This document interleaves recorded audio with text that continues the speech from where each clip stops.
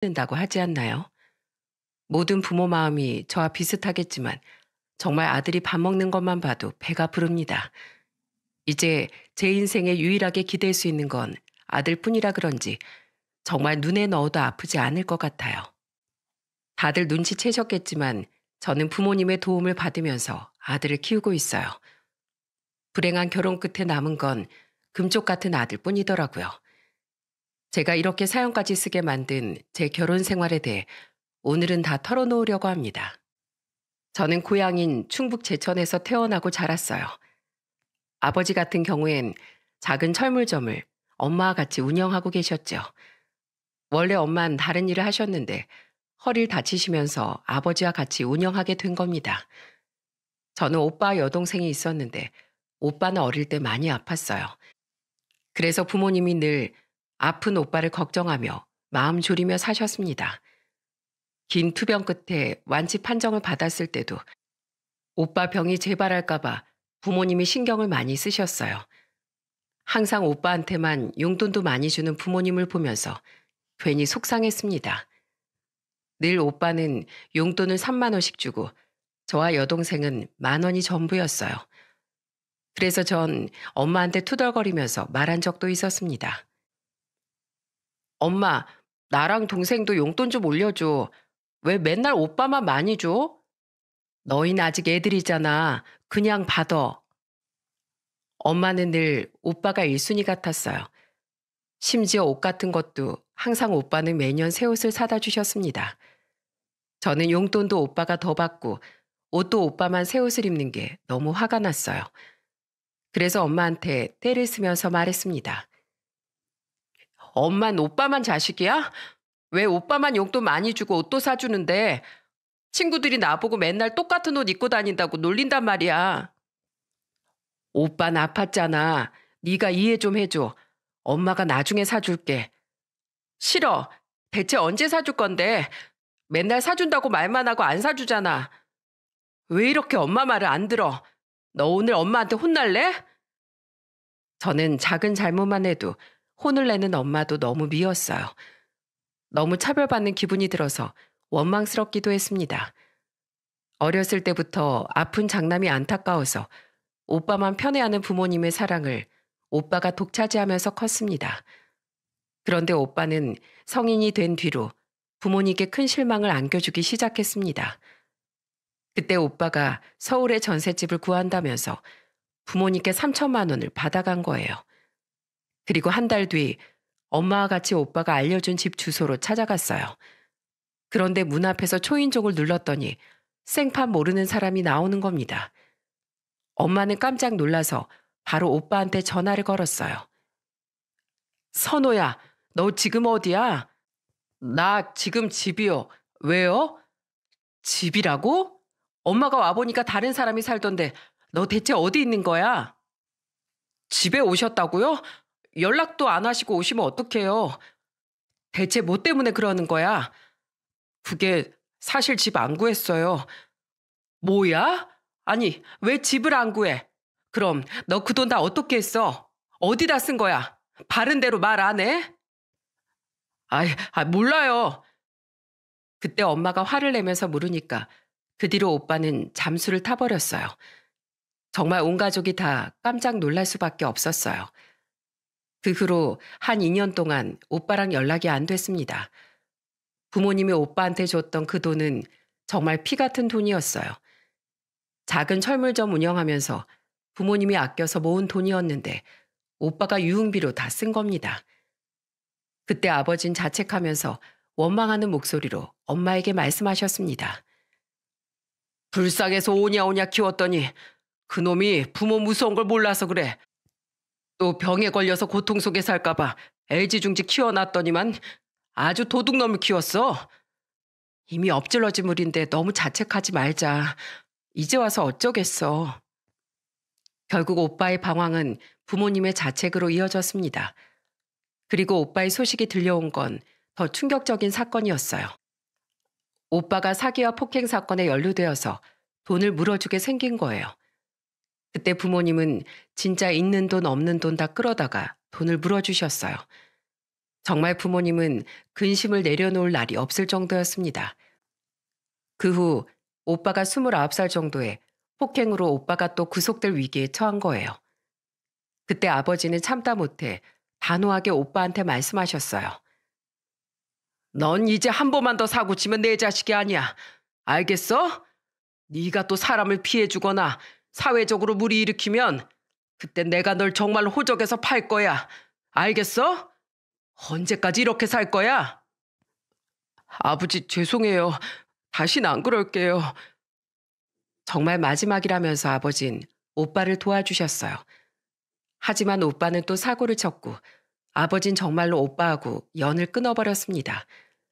단호한 아빠를 찾아와 오빠가 잘못했다고 사정했지만 아빠는 끝까지 문전박대하셨어요.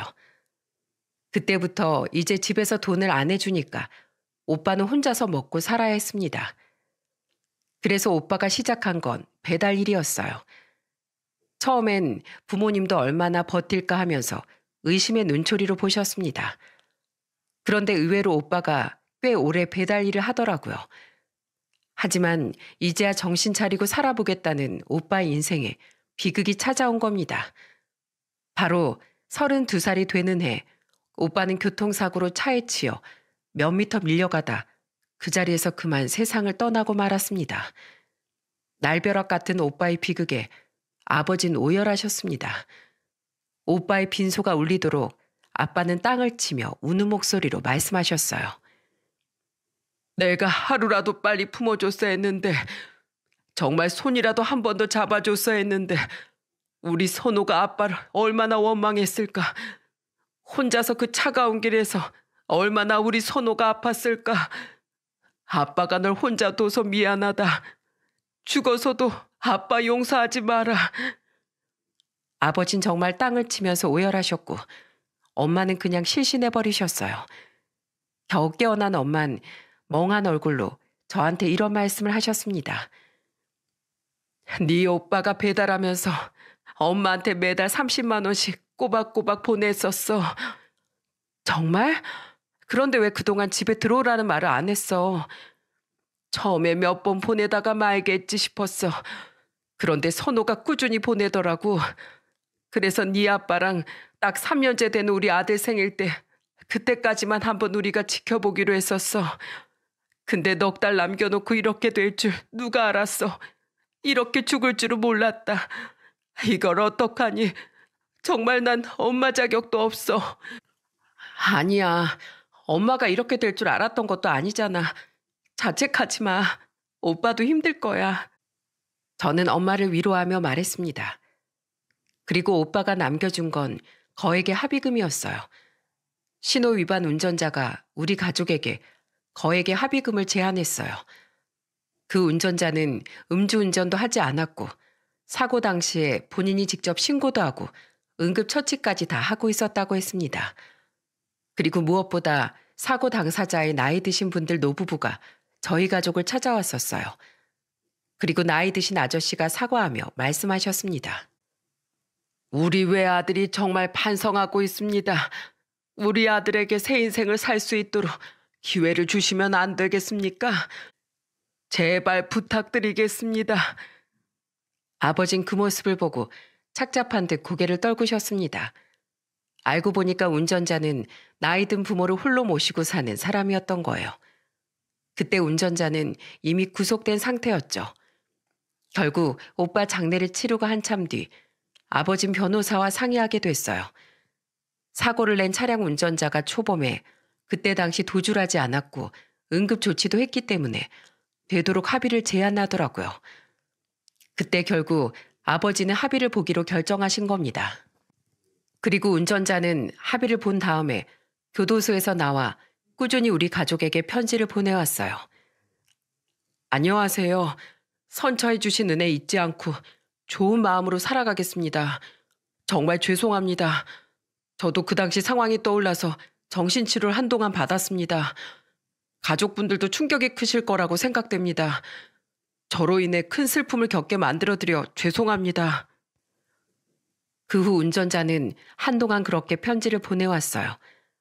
날씨가 추울 땐 아들처럼 부모님을 걱정하기도 하고 안부를 물으면서 한동안 지냈습니다. 그렇게 우리 가족은 사랑하는 오빠를 잃게 된 거예요. 그때 저는 동생하고 둘이 부모님께 더 잘해야 되겠다고 다짐했습니다. 그렇게 저와 동생은 각자 사회의 자리를 잡기 시작했어요. 저는 식품회사에 다니면서 알뜰하게 돈을 모았습니다. 그러다 30 초반 정도 됐을 때 은행원이었던 남편을 소개로 만나게 된 거예요. 남편과 처음부터 말이 되게 잘 통했고 대화를 할수록 되게 생각이 깊은 사람이라는 걸 느끼게 됐습니다. 무엇보다 책을 좋아한다는 게 저는 가장 마음에 들었습니다. 조용한 성격인데도 굉장히 끌리는 점이 많은 매력 있는 사람이었어요. 그래서 저희는 소개로 만나 연애를 1년 반 정도 하게 됐습니다. 그리고 남편과 결혼까지 준비하게 됐어요. 처음 시댁에 인사 갔을 때 저는 남편과 다른 시모 첫인상에 깜짝 놀랐던 기억이 납니다. 시모는 덩치가 70kg도 넘어 보이는 거구였어요. 머리도 파마머리에 인상도 센 편이라서 말 한마디 걸기가 무서웠습니다.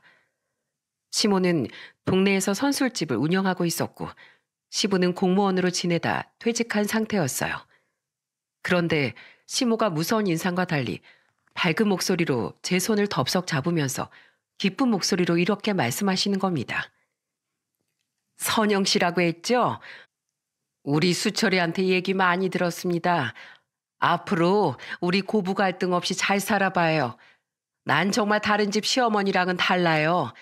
며느리 괴롭히는 시어머니 아니니까 아무 걱정 말아요. 네, 어머님 감사합니다. 앞으로 잘 부탁드려요. 그래요. 목소리도 곱고 얼굴도 예쁘고 아주 우리 집 며느리감으로 딱이네. 생각보다 시모가 절 반겨주니까 저는 모든 게 의아했어요. 그런데 정말로 결혼하고 시모가 제대로 돌변한 겁니다.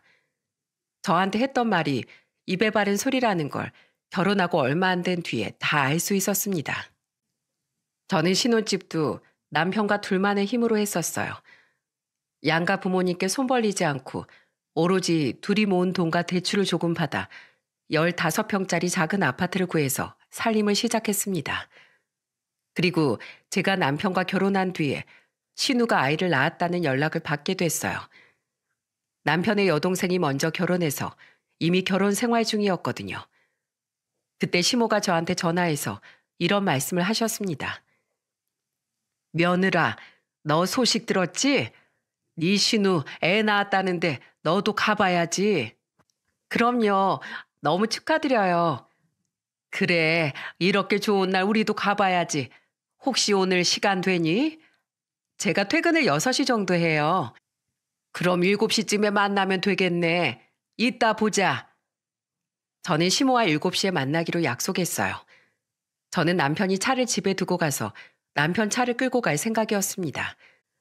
그날은 남편도 야근이었고 시부도 미리 잡혀있던 모임이 있어서 저와 시모만 가게 됐어요. 그래서 목요일 밤이라 시모와 차를 타고 가려고 다시 한번 시모한테 전화를 걸었습니다. 어머님, 남편이 차 두고 갔는데 차 타고 가실래요? 차로 편하게 가시는 게 더 좋을 것 같아요. 아유, 지금 퇴근 시간이라서 차 막히는데 인천까지 차 타고 어느 세월에 가. 지하철이 제일 빠르고 편해. 그러니까 역에서 만나. 시모의 말에 저는 차를 두고 지하철을 타기로 했어요. 그래서 도봉역에서 시모를 만나 같이 지하철을 탔습니다. 그런데 시모하고 지하철을 타면서 시모의 본 모습을 보고 저는 뒤로 자빠질 뻔했어요. 그때 시모 나이가 67살쯤 됐을 때였습니다. 아무래도 퇴근 시간대라 지하철에도 사람이 많을 때였어요. 그런데 갑자기 시모가 지하철에 타자마자 제 손을 잡더니 사람들을 뚫고 노약자석 앞으로 가는 거예요. 그때 노약자석에 젊은 남녀가 앉아 있더라고요. 그리고 갑자기 시모가 그 커플을 뚫어져라 쳐다보기 시작했습니다. 그러자 커플도 따가운 시모의 시선을 의식한 것 같았어요. 그 순간 시모가 여자를 보며 이런 말씀을 하셨습니다. 저기요, 그 자리가 지금 무슨 자리인 줄 알아요? 여기 노약자석인데요.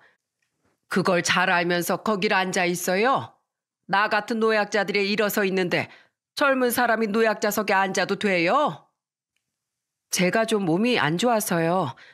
됐고, 나도 몸 안 좋아요. 지금 계속 일어서 있었더니 다리 아프니까 어서 비켜요.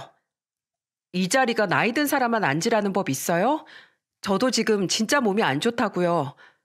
아, 나오라면 나올 것이지. 젊은 것들이 왜 이렇게 말이 많어? 어디서 어른한테 말대꾸야. 갑자기 소리를 지르는 시모 때문에 사람들이 전부 우리 쪽을 쳐다봤어요. 저는 시모를 잡아당기면서 말했습니다. 어머님, 저희 그냥 다른 곳 찾아봐요. 아, 넌 조용히 있어. 제가 시모를 말려봤지만 시모는 도통 말을 듣지 않았어요. 그때 앉아있던 젊은 남자가 시모를 보고 하나 목소리로 말했습니다. 이 아줌마가 지금 미쳤나? 내 여자친구가 지금 아프다잖아요. 진짜 병원 갔다 와서 주사 맞고 왔다니까요? 몸 안 좋은 환자들도 앉을 수 있는 자리인데 왜 그러세요? 나이 든 게 대수예요? 그 말을 들은 시모가 어떻게 행동한 줄 아시나요? 지금 어디다가 침을 팍팍 뱉으면서 소리를 지르고 있어? 좋은 말로 할 때 나오라고 했지? 이렇게 소리치더니 갑자기 그 젊은 남자의 머리채를 잡아버리는 겁니다. 정말로 순식간에 벌어진 일이라서 말릴 틈도 없었어요. 어머님은 손으로는 남자 머리채를 잡고 입으로는 쉬지 않고 남자한테 화를 내면서 소리를 치셨습니다. 야, 이놈아, 내가 누군지 알아? 감히 네가 나한테 소리 질러? 저는 그 순간 얼마나 창피했는지 몰라요. 정말 시모를 말리면서 다급하게 말했습니다. 어머님, 이러다가 큰일 나요. 이거 좀 놓고 얘기하세요. 이건 놔. 이런 놈 확실하게 법이 무서운 걸 지금 한번 보여줘야 돼. 시모는 어디서 그런 힘이 나오는 건지 끝까지 남자 머리채를 잡고 놓치지 않았어요. 젊은 남자는 시모한테 그냥 당하고만 있었습니다. 충분히 같이 주먹질이라도 할 수 있었는데 그냥 마음대로 해봐라 그런 식으로 있는 거예요. 그리고 옆에 있는 여자가 경찰에 신고하고 있더라고요. 경찰이죠? 다음 수유역에서 내리는데요. 빨리 좀 와주세요. 지금 지하철 안에서 폭행 사건이 일어났어요. 여자가 신고하는데도 시모는 아랑곳하지 않았습니다. 그리고 정말 수유역쯤에 도착했을 때 경찰이 대기하고 있었어요. 그리고 시모와 커플이 내리자마자 경찰은 시모를 딱 잡았습니다. 그러자 시모가 억울한 목소리로 말했어요. 왜 날 잡아갑니까? 저 남자가 먼저 예의 없이 굴었다니까요. 그러자 젊은 여자가 시모를 보며 말했어요. 아주머니가 저희한테 먼저 시비 걸었잖아요. 저도 환자라고 말했는데 자리 비키지 않는다고 소리 지르셨잖아요. 그리고 제 남자친구 머리 뜯긴 거 보이시죠? 이거 절대 그냥 안 넘어갑니다. 경찰분들 이거 사건 처리하겠습니다. 강력하게 좀 처리 좀 해주세요. 결국 시모는 범 무서운 줄 모르고 소리치다가 경찰서까지 갔습니다. 그날 저는 신우 애기 보러 가다 말고 시모랑 같이 경찰서까지 동행했었어요. 범 무서운 줄 모르고 젊은 사람들한테 소리 지르더니 결국 시모가 법의 처벌을 받게 생긴 겁니다. 그러자 시모가 바로 태세 전환하더니 젊은 커플한테 사과하며 말씀하셨어요. 젊은이들, 아까 내가 미안했어. 아까 기분도 안 좋고 나도 몸이 안 좋아서 말이 세게 나왔어. 내가 이렇게 반성하고 있으니까 한 번만 용서해주면 안 될까? 이렇게 부탁할게. 아까는 잡아먹으려고 소리 지르더니 경찰서에 오니까 납작 엎드려서 살가운 목소리로 사과를 하는 겁니다. 결국 시모가 하도 사정해서 합의금 100만 원에 합의를 보게 됐어요. 그런데 시모가 경찰서를 나오면서 갑자기 비아냥거리는 목소리로 이런 말씀을 하시는 겁니다. 에이, 재수없어. 하여튼 우리나라 법이 개떡 같다니까. 젊은 놈들이 말을 안 들어서 참교육 좀 해줬더니만 왜 나한테 난리야? 이래서 나라가 개판인 거야. 진짜 그날 시모의 세 가지 모습을 본 것 같았어요. 대체 어떤 게 진짜인지 알 수 없을 정도였습니다. 그 후 시모가 이렇게 무식한 사람이라는 걸 진짜 처음 알게 됐어요. 그런데 시모의 막무가내 성격은 이게 끝이 아니었습니다. 한 3개월 정도 더 지났을 때 남편이 주말이라 시모 가게로 두부김치에 소주를 먹으러 가자고 했었어요. 그래서 오랜만에 남편과 같이 시모 가게로 갔습니다. 그때 시모는 평소처럼 저와 남편을 맞이해 주셨어요. 아이고, 우리 아들이랑 며느리 왔네. 뭐 해줄까? 뭐 먹으러 왔어? 그때 남편이 시모를 보며 말했습니다. 오랜만에 엄마 두부김치 먹으러 왔어요. 그래, 조금만 앉아있거라. 저와 남편은 자리를 잡고 앉아서 맥주와 같이 나온 음식을 먹으며 얘기를 나누고 있었어요. 그런데 잠시 뒤 시모 친구가 한 5명 정도 온 것 같았습니다. 시모가 친구들을 데리고 저와 남편한테 다가와서 말씀하셨어요. 인사해라. 엄마 친구들이야. 여긴 우리 아들. 아이고, 수철이 결혼식 때보다 더 멋있어졌네. 며느리도 가까이서 보니까 더 예쁘고. 그때만 해도 화기애애하게 서로 인사를 나눴습니다. 그리고 시모 친구들은 다른 테이블에 자리를 잡으셨어요. 그렇게 한 1시간쯤 지났을까요? 갑자기 그쪽에서 소란스러운 고함이 들리기 시작했습니다. 그리고 분명하게 들리기 시작한 건 시모의 고함 소리였어요. 야, 이년아, 네가 어떻게 나한테 그럴 수가 있어? 그러다 갑자기 시모가 소리치는 소리에 남편과 저는 시모가 있는 테이블로 갔습니다. 갔더니 이미 시모는 잔뜩 화가 난 얼굴로 허리춤에 손까지 올리고 친구한테 삿대질하면서 언성을 높인 채 소리치며 말씀하셨어요. 입이 있으면 말해봐. 네가 나한테 어떻게 그럴 수 있냐고? 너도 나 요즘 힘든 거 알잖아. 친구끼리 서로 이해 좀 해줘라. 아무리 그래도 그렇지. 난 네 딸 결혼식에 20만 원 했는데 넌 내 딸 결혼식에 10만 원 했더라. 가는 게 있었으면 오는 것도 똑같아야지. 미안해. 근데 너 지금 우리 집 사정 알잖아. 빚도 많고 나이나이 길거리 나앉게 생겼어. 야, 너만 힘들어? 나도 힘들어. 난 뭐 땅 파서 장사하는 줄 알아? 아휴, 알았어. 자자, 여기 10만 원 주면 되잖아. 치사하다, 치사해. 뭐? 치사? 처음부터 계산 똑바로 했으면 이런 일이 있었겠어? 그러면서 갑자기 시모가 싸우던 아주머니 머리채를 냅다 잡아버리는 겁니다. 그놈의 술이 문제였어요. 그때 서로 머리채를 잡고 시모가 아주머니한테 소리쳤습니다. 야, 너 이 손 안 놔? 너부터 놔. 성질머리 언제 죽일래? 어려서도 그러더니 나이 먹어서도 머리채부터 잡는 성격 못 고쳤냐? 애들 앞에서 창피하지도 않아? 이것 봐라. 너 오늘 해보자는 거지? 정말 남편이랑 가볍게 술 한잔 하러 갔다가 싸움 말리느라 난리도 아니었어요. 남편이 시모랑 아주머니 사이에 껴서 떼어놓으려고 애를 썼습니다. 두 아주머니는 머리가 헝클어지고 옷도 뜯기고 화장도 다 지워지고 완전 꼴이 엄청 우스웠어요. 옆에서 같이 싸움을 말리던 친구들이 한숨을 쉬며 말했습니다. 야, 오늘은 먼저 간다. 이러다 정말 큰일 나겠다. 다들 질린 표정으로 가는데 그 모습을 보고 저도 진짜 어이가 없더라고요. 다들 떠나고 남편이 시모를 보고 말했습니다. 엄만 지금 며느리 앞에서 뭐 하는 거야? 손님이라도 봤으면 어쩔 뻔했어. 엄마 때문에 나 쪽팔려 죽겠어. 진짜 나 다신 이 가게 안 올 거니까 그렇게 알아. 너 같으면 축의금 난 20만 원 줬는데 걘 10만 원밖에 안 했으면 화가 나겠어? 안 나겠어? 미안하단 말도 안 하니까 내가 화를 낸 거지. 아까 미안하다고 계속 말하셨잖아. 내가 말하니까 그때서야 사과한 거잖아. 얼마나 날 우습게 보면 그러겠어. 정말 옆에서 듣고 있는 제가 다 질릴 정도였습니다. 매번 자기 말이 다 맞고 남의 말은 다 틀리다는 식으로 화를 내는지 지겨울 정도였죠. 그런데 이런 시모의 고집이 절정에 달했던 순간이 언제였는지 아시나요? 바로 대통령 선거 때였습니다. 예전에 있었던 대통령 선거 때 시모가 저한테 뜬금없는 질문을 하셨어요. 넌 좌파니 우파니 누구 뽑을 거야? 전 그런 거 없어요. 공약 보고 투표하려고요. 그런 게 없어? 그럼 내가 뽑는 사람 너도 뽑아.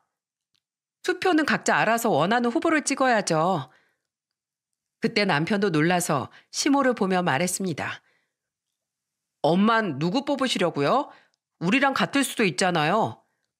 나 땡땡땡 뽑을 거야. 에이, 난 반대인 사람 뽑을 건데. 뭐야? 걔가 다 대통령 당선되면 나라 경제가 다 망해. 그럼 너네가 책임질 거야? 다 경제 살리자고 뽑는 거야. 그러니까 너도 이 엄마 말 듣고 투표해. 시모는 정말 고집불통이었습니다. 그런데 이건 약과에 불과했어요. 대통령 선거가 끝났을 때 시모가 남편한테 전화를 한 겁니다. 아들, 엄마가 찍으라는 사람 찍었지? 그냥 내 소신껏 했어요. 왜 자꾸 그래요? 넌 왜 엄마 말을 안 들어? 다 잘 되라고 하는 소린데도 못 알아먹어? 됐어. 니들 부부 꼴 보기도 싫어. 그러더니 시모가 원하는 후보가 당선이 안 되니까 그때부터 괜히 화풀이를 하기 시작하는 겁니다. 제가 시댁에 가면 시모가 저를 보고 이렇게 말한 적도 있었어요. 너 때문에 내가 원하는 대통령이 당선 안 됐잖아. 저 하나 때문에 그렇다는 게 말이 된다고 생각하세요? 몰라. 하여튼 짜증나니까 나한테 연락하지 마. 다 필요 없어. 진짜 시모는 유치하게 밥도 저랑 같이 안 먹으려고 했어요. 제가 주방으로 가면 거실로 가버리고 제가 다시 거실로 가면 시모는 방으로 들어갔습니다. 오죽하면 시부가 저한테 궁금한 목소리로 물으셨어요. 왜 저렇게 또 심통이 났어? 하여튼 저놈의 고집 때문에 여러 사람 피곤하게 한다니까. 조용한 성격인 시부마저 혀를 찰 정도로 시모의 성격은 참 견디기 힘들었어요.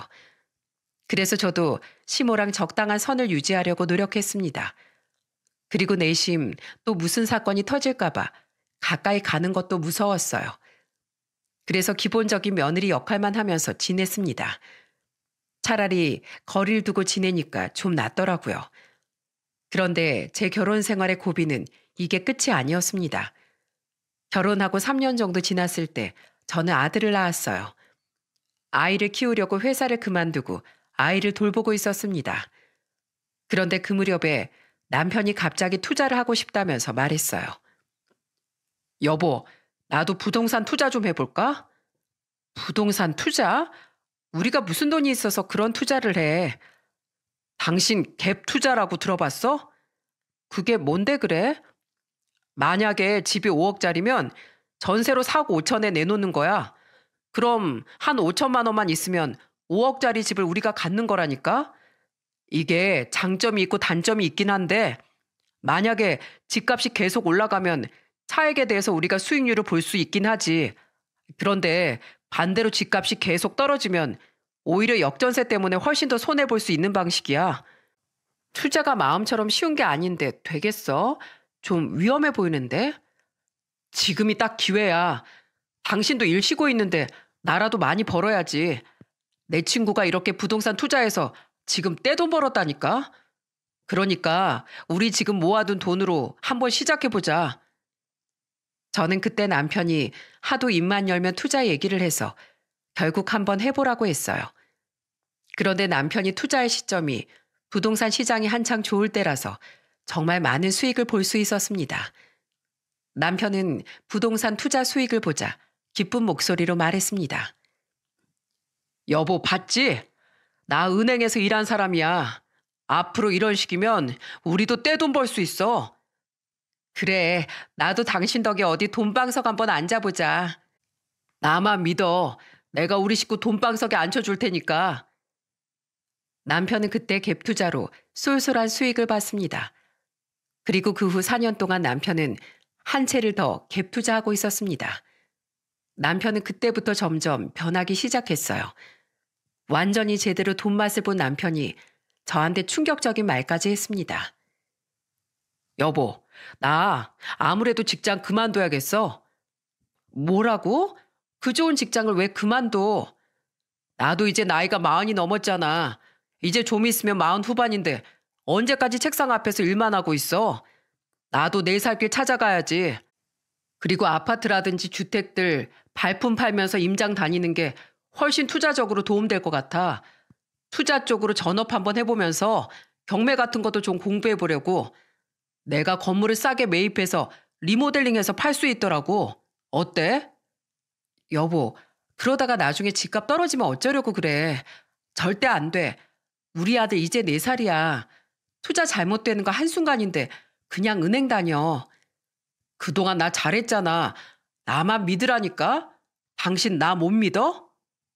믿어. 믿는데 그냥 은행에 있어. 알겠지? 내 부탁이야. 저는 남편한테 간절하게 부탁했지만 남편은 제 부탁에도 불구하고 은행을 그만둬 버린 거예요. 진짜 처음엔 기가 막혔습니다. 게다가 퇴직금에다가 그동안 투자로 얻은 수익까지 해서 경매로 집을 낙찰받기 시작했어요. 그때부터 남편은 완전히 다른 사람으로 변한 겁니다.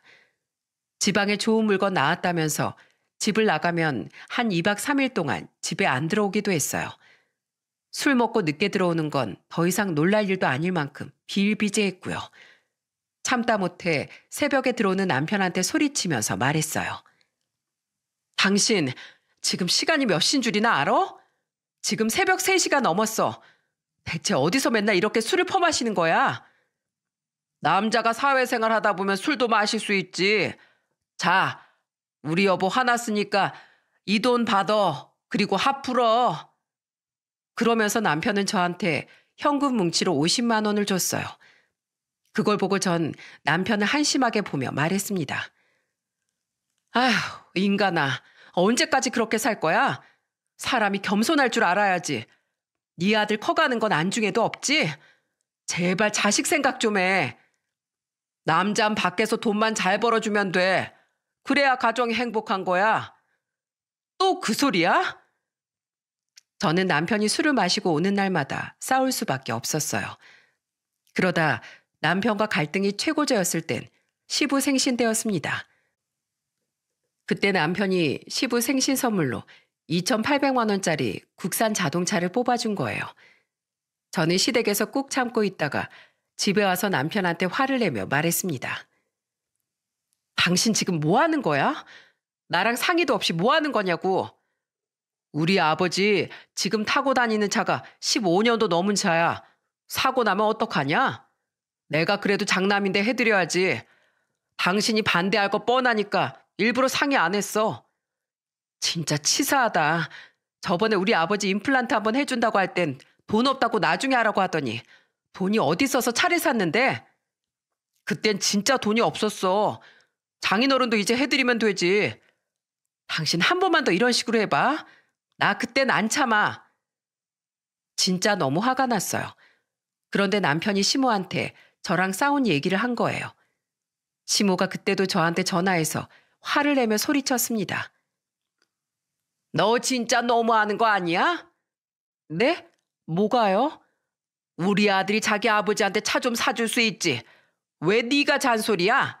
네가 돈 벌어? 그런 건 저랑 상의도 없이 일을 저지르니까 그렇죠. 어머니도 아시잖아요. 그리고 저렇게 투자하다가 한 번에 훅 갈 수도 있는데 돈을 아껴야죠. 넌 사람이 왜 이렇게 야박하니? 네가 돈 벌어? 우리 아들이 힘들게 전국을 다니면서 임장해서 버는 돈인데 왜 네가 효도 못하게 눈치를 줘? 앞으로 우리 아들 무슨 일을 하든 신경 쓰지 말어. 한 번만 더 우리 아들한테 잔소리하면 내가 진짜 가만히 안 놔둘 줄 알아. 정말 남편도 힘든데 시모까지 너무 힘들었어요. 그런데 남편은 정말 한 집에 같이 살면서 본 척도 안 하고 이젠 아예 남남처럼 인사조차 안 하는 겁니다. 심지어 저희 아들이 불러도 남편은 시끄럽다며 방으로 들어가 버렸어요. 그때 남편 놈은 시간만 생기면 유흥을 즐기고 친구들 모아서 골프 즐기고 혼자 여행까지 다니며 완전 총각처럼 지냈습니다. 저는 껍데기만 데리고 사는 것 같았어요.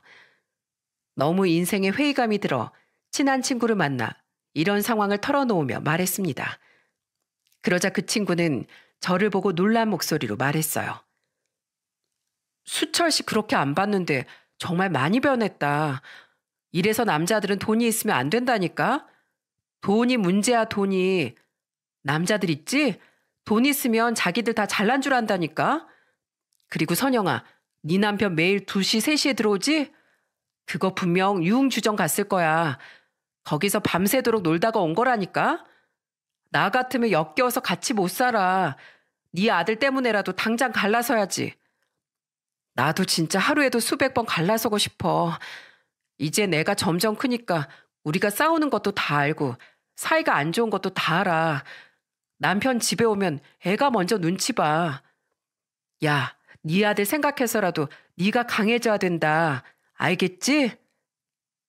저는 친구한테 털어놓고 답답한 마음을 털 수 있었어요. 그때 아들이 6살이라 아들 눈치도 빤할 때였습니다. 그래서 저는 아들을 위해서라도 이혼을 결심하게 됐어요.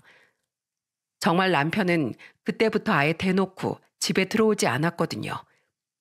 그리고 제가 이혼을 결심한 날 부모님께서도 저희 3남매를 이렇게 가슴 졸이면서 키우셨겠구나 싶더라고요. 갑자기 부모님이 보고 싶어져서 엄마한테 전화를 걸었어요. 그러자 엄마가 저한테 걱정하는 목소리로 물으셨습니다. 선영아, 아니 이 시간에 무슨 일이야? 너 술 마셨어? 오늘 친구들이랑 한잔 했어. 애 키우는 게 힘들어서 그래? 근데 무슨 고민 있어? 술도 안 마시던 애가 갑자기 무슨 술이야? 그냥 나도 이제 애를 키우다 보니까 3남매 키우느라고 엄마랑 아빠가 얼마나 힘드셨을지 싶어서 그런 생각 드니까 엄마 생각나서 해봤어. 내가 엄마 말 잘 안 들었잖아. 맨날 오빠만 챙긴다고 화만 내고. 내가 미안했지. 네 오빠 병원 생활한다고 너네 잘 지켜주지도 못했어. 잘 못 놀아줘서 미안하지 뭐. 아니야. 내가 엄마를 좀 더 이해해 줄걸. 그래도 난 엄마 딸이라 행복했어. 나도 우리 선영이가 있어서 좋았다. 엄마, 아빠랑 제주도 다녀오실래? 생각해보니까 내가 여행 한번 제대로 보내드린 적이 없더라고. 이제라도 내가 착한 딸 하고 싶어서 그래. 아이고, 괜찮아. 무슨 제주도야. 내가 보내준다고 할 때 다녀와. 저는 그렇게 부모님께 제주도 여행을 약속했어요.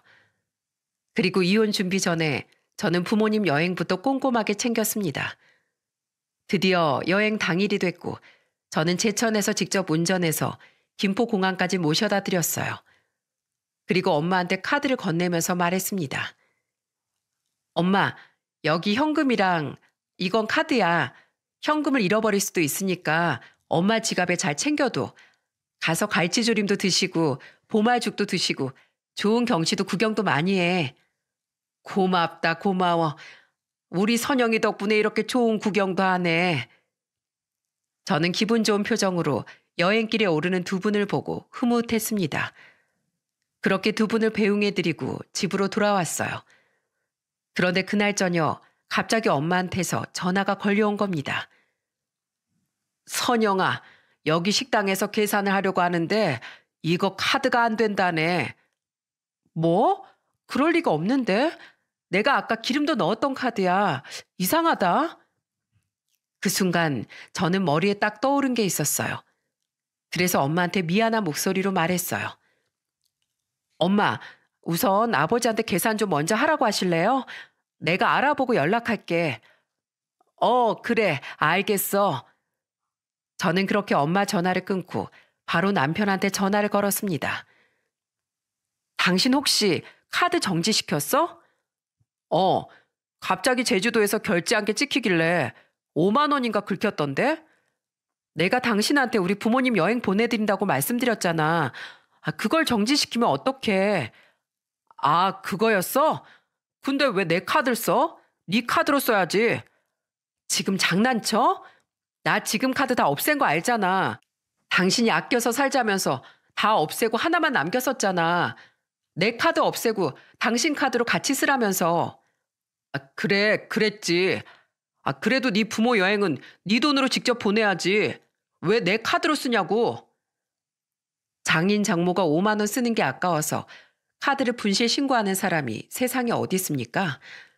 그때 정말 오만정이 다 떨어져서 소리쳤습니다. 나 도저히 당신하고 못 살겠어. 이혼해. 당장 이혼해. 아, 그래. 나도 당신하고 이혼하려고 카드 정지시킨 거야. 나한테 제대로 참교육 당하니까 어때? 그러니까 서방 무서운 걸 알아야지. 돈 벌어주면 됐지. 꼬박꼬박 말대꾸나 하고. 네가 배가 불렀지? 네가 돈 벌어? 내가 돈 벌지. 그래. 네가 언제까지 잘 사나 보자. 내가 평생 너 지켜볼 거야. 넌 정말 구제불능이야. 넌 재활용도 안 될 쓰레기라고. 내가 사람 좀 볼 줄 아는데 넌 절대 성공 못해. 평생 그런 식으로 쓰레기처럼 살아. 저는 이렇게 말하고 전화를 끊어버렸어요. 정말 제 결혼 생활이 이렇게 허무하게 무너졌습니다. 저는 바로 이혼 신청을 했어요. 남편은 그래도 정확하게 재산 분할을 해줬습니다. 그동안 아이 낳고 집안일 했던 것까지 참작이 됐고 처음에 투자할 때 제 돈으로 시작한 게 있어서 일정 부분 기여도가 인정된 거예요. 그래서 재산 분할을 제가 원하는 쪽으로 받아서 이혼할 수 있었습니다. 그런데 전 남편 놈은 끝까지 비아냥거리면서 말하더군요. 이제 됐냐? 나 그래도 양심 있다. 네가 애 키우는 조건으로 내가 계산 정확하게 나눴으니까 애나 잘 키우고 나한테 연락하지 마. 너 같은 여자가 얼마나 넘치는 줄 아냐? 요즘 30, 40대들 몸매 관리도 잘한다는데 넌 왜 그렇게 맛이 갔냐? 난 얼른 가서 쭉쭉빵빵 여자들이나 만나고 편하게 즐기면서 내 인생 살 거야. 진짜 대답할 가치도 못 느껴서 저는 그냥 무시해버렸습니다. 그리고 살고 있는 아파트도 저한테 넘기고 남편은 나갔어요. 그리고 아들이 학교에 입학하면서 다시 직장에 나갈 수 있었습니다. 오랫동안 경력이 단절돼서 예전의 회사로는 돌아갈 수 없었어요. 하지만 운이 좋게 조건이 괜찮은 회사로 취직할 수 있었답니다. 이제 누구의 아내가 아닌 오로지 하나의 엄마로서 인생을 살기로 다짐한 겁니다. 그리고 이혼 후 아들은 완전히 제 껌딱지였어요. 제가 잠시라도 안 보이면 불안해하기 때문에 불안해하면서 저를 찾았습니다. 엄마, 어디 갔었어? 엄마도 아빠처럼 날 버리고 도망갈 거야? 무슨 소리야. 엄만 절대 안 그래. 걱정하지 마, 아들. 근데 아빤 어떻게 한 번도 나 보러도 안 와? 지금 좀 바빠서 그래. 다음에 오실 거야. 걱정 마. 저는 그렇게 애써 아들을 안심시켰어요. 하지만 남편은 이혼 후 3년이 지나도록 감감무소식이었습니다. 그러던 어느 날 밤 10시에 전 남편한테서 전화가 온 거예요. 처음엔 아예 안 받았습니다. 그런데 무슨 일인지 3통 정도가 연달아 걸려오는 거예요. 그래서 저는 결국 전화를 받았습니다. 그랬더니 전 남편 놈이 다 죽어가는 목소리로 말하더군요. 여보, 잘 지내? 뭐야? 왜 전화했는데? 잘난 여자들 만나러 가신다더니 나한테 전화할 시간이 있어? 여보, 내가 잘못했어. 내가 정말 바보 같았어. 나 좀 도와주면 안 될까? 나 진짜 쫄딱 망하게 생겼어. 왜? 뭐 무슨 일인데? 내가 지금 부동산 투자한 게 다 무너져 내리고 있어. 지금 완전 역전세 돼가지고 오히려 내가 물어주게 생겼다고. 내가 모았던 돈들도 또 무리하게 투자하는 바람에 지금 다 빚밖에 안 남았어. 저는 울면서 하소연하는 남편 목소리를 듣고 얼마 전에 봤던 뉴스가 떠올랐어요. 아마 여러분들 요즘에 부동산 시장이 최악이라는 걸 아마 들어보셨을 겁니다. 전국적으로 집값이 떨어지면서 이제 갭 투자한 사람들이 다들 무너지고 있던 거예요. 오히려 역전세 현상이 오면서 지금 집주인들이 비명을 지르고 있다는 뉴스를 본 적이 있었어요. 근데 남편이 갭 투자하는 곳이 전부 다 역전세 상황이 벌어지면서 돈을 더 물어줘야 될 처지가 된 겁니다. 이것뿐만 아니라 남편은 집들을 담보로 받은 대출로 다른 쪽에 투자했었는데 그것마저 완전히 한순간에 무너진 겁니다. 그래서 전 남편 놈은 전화로 이런 말을 하더라고요. 여보, 미안한데 내가 준 집 있잖아. 나 그 집 담보로 대출 좀 해주면 안 될까? 무슨 자다가 봉창 두드리는 소리야? 당신 미쳤어? 나랑 너는 이미 끝난 사이야. 근데 뭘 믿고 내가 너한테 대출을 해줘? 그리고 한순간에 무너진 사람 뭘 믿고 빌려줘? 한순간이 아니니까 그렇지. 이혼하고 1년 뒤부터 버티다 지금 내가 이 상황까지 온 거야. 제발 나 좀 도와줘. 그러게 내가 말했지? 사람이 겸손해야 된다고. 참 한심하다 한심해. 그동안 아들은 잘 있나 안부 전화 한 번 한 적도 없던 놈이 자기 살려달라고 전화를 할 줄은 몰랐네. 이제야 처자식이 생각나든? 어? 근데 어쩌냐? 난 너 같은 거 필요 없거든. 난 이제 사람 같은 사람들만 상대하고 살 거야. 너 같은 쓰레기는 이제 더 이상 쳐다보지도 않을 거야. 네 엄마한테 가서 돈 빌려달라고 해. 왜 생판 남이 나한테 전화해서 돈 타령이야? 다신 이런 걸로 전화하지 마. 알겠어? 저는 끊지 말라고 애원하는 남편의 외침에도 매몰차게 남편 전화를 끊어버렸어요.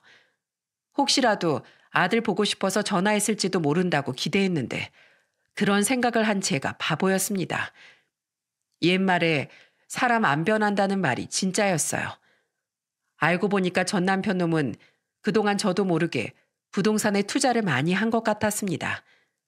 그런데 부동산 시장이 무너져 버리니까 남편 인생도 한 방에 무너져 버린 거였어요. 그리고 저는 아들과 소중한 보금자를 지키기 위해 냉정해질 수밖에 없었습니다. 전 남편 놈은 지금 어떻게 지내는 줄 아시나요? 그렇게 2달 전에 전화를 끊어버리고 난 뒤에 저한테 문자랑 전화를 엄청 했었어요. 그동안은 애 아빠니까 면접 교섭권도 있으니까 따로 차단하진 않았죠. 하지만 이제는 전 남편 놈이 아빠다운 모습을 보여주지 않을 것 같아서 아예 차단해버렸습니다. 그런데 제가 차단해버리니까 전 남편은 술 취해서 집을 무작정 찾아온 거예요. 그리고 현관문을 두드리면서 문을 열라고 소리치는데 기겁하는 줄 알았습니다. 결국 저는 경찰에 전 남편을 신고했고 접근 금지 신청까지 했어요. 이렇게 자기 마음대로 행패를 부리는 걸 보니까 전 남편 놈은 저를 사람으로 생각하지 않는 것 같았습니다. 가정을 버리고 그동안 돈을 흥청망청 쓰더니 아주 나락으로 제대로 빠진 순간이었죠. 그 후 전 남편 놈이 나타날까 봐 저는 아들과 같이 태권도를 배우고 있습니다. 만약에 전 남편이 나타나 해코지라도 한다면 정말 앞차기로 응징할 생각이에요. 왜냐하면 요즘은 여자도 자기 스스로를 보호할 줄 아는 능력은 있어야 한다고 생각해요. 제가 이혼하게 됐을 때 부모님께서도 많이 속상해 하셨어요. 하지만 제가 아들과 잘 지내는 걸 보시더니 오히려 저를 응원해 주신답니다. 요즘 한국 사회가 돈이면 다 된다는 주의이지 않습니까? 하지만 세상에 돈으로 다 해결되는 건 아닌 것 같아요. 돈은 맛있는 음식을 살 수 있게 해주지만 사랑하는 가족이나 친구는 돈으로 살 수 없답니다. 그렇기 때문에 우리가 가장 중요하게 여겨야 하는 건 돈이 아니라 사람이라고 생각해요. 제가 이렇게 사연을 보내게 된 이유도 다 사람 때문입니다. 사람이라고 다 같은 사람은 아니잖아요. 돈에 미쳐있는 사람은 멀리하는 게 정신건강에 좋더라고요. 제가 가장 잘한 일이 이혼일 정도로 저는 요즘 아들과 아주 잘 지내고 있답니다. 여러분들도 항상 돈보다 사람이 먼저인 인생을 사시길 바랄게요. 결국 끝까지 따뜻한 온기로 곁을 지켜주는 건 가족이라는 걸 잊지 마세요. 제 사연 들어주셔서 감사합니다.